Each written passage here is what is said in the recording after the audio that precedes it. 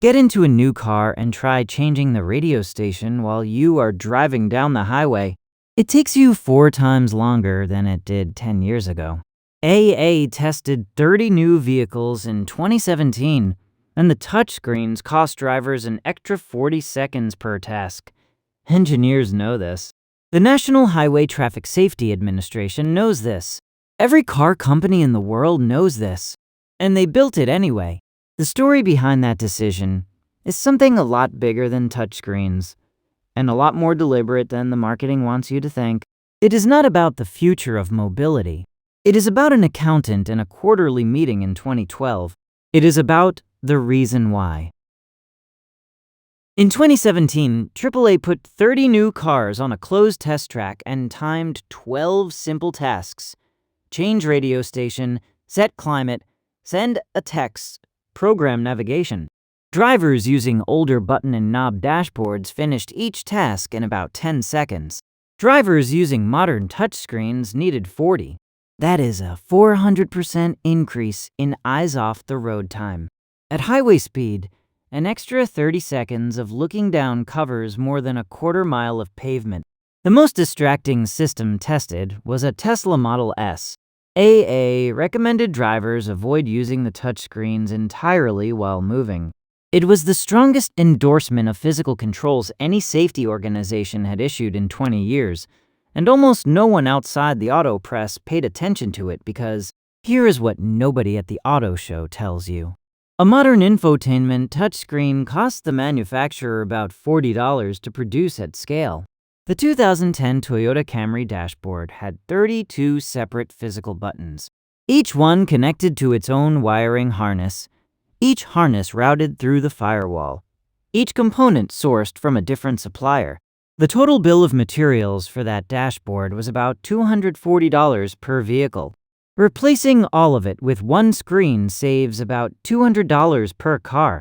At 10 million cars per year across the industry, that is $2 billion in savings. Drivers got a worse interface. The accountants got a yacht.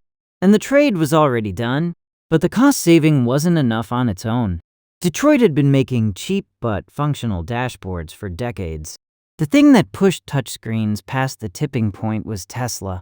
The Model S launched in 2012 with a single 17-inch screen and almost zero physical controls. By 2018, the Model 3 was the best-selling luxury car in America. Suddenly, a minimal dashboard was not a cost-cutting choice. It was an aspirational one.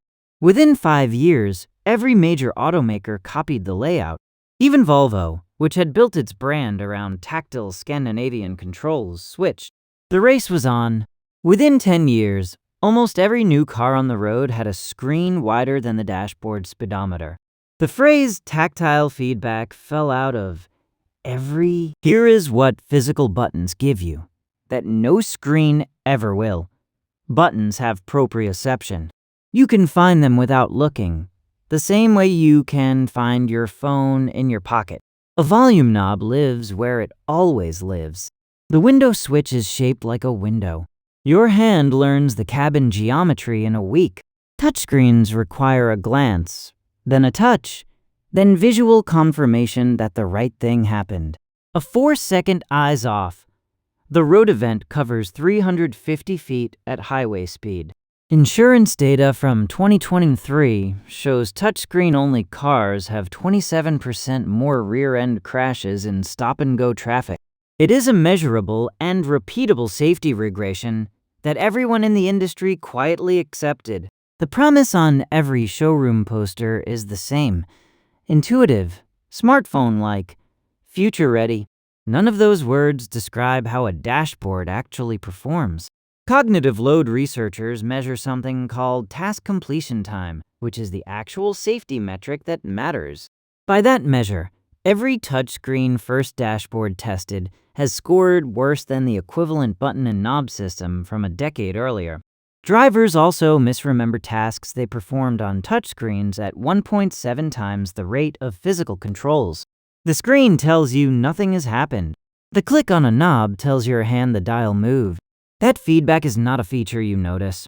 It is a feature you only miss when it is gone. And that is the only thing you. And then, around 2023, the pendulum started to swing the other way. Hyundai brought back physical climate buttons in the new Sonata.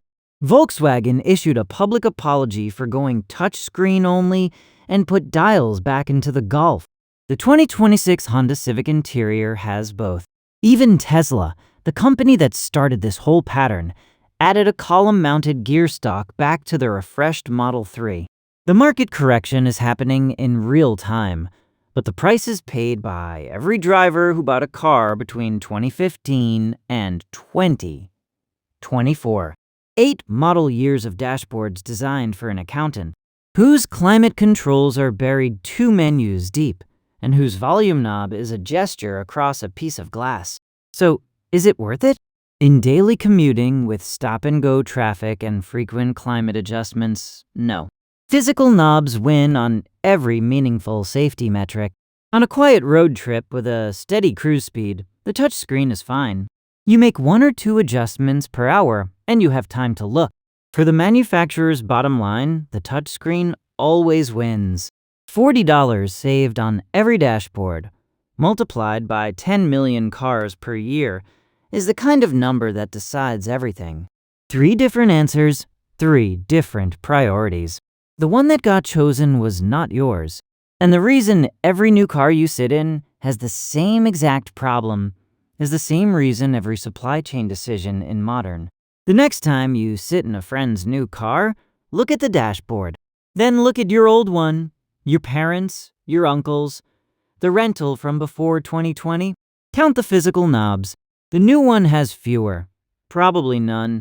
That difference cost $1 billion to engineer and saves the manufacturer $40 per car. The trade-off is yours to live with. 2 extra seconds glancing down at a screen on a 6-lane highway. A click that doesn't tell you it happened. A volume control that depends on whether the operating system finished booting. None of that is a product decision a driver would have made. None of that is a safety decision a regulator would have signed off on. It is a manufacturing decision that cascaded down into the car you bought. Is the touchscreen dashboard worth it? In the city, no. On the highway, sometimes. For the people who chose it, always. That is the only one that mattered. That is also why the same automakers admitting the mistake right now will not actually go back. They will keep the screen because the supply chain is built around it. The pendulum will swing partway, never all the way. You can press a button now and feel nothing. You can adjust your air conditioning by feel, and your eyes still see only road. That's one of them. There's a whole channel of stories like it. The engineering decisions hiding inside everyday things you've used 1,000 times. Subscribe so the next one finds you.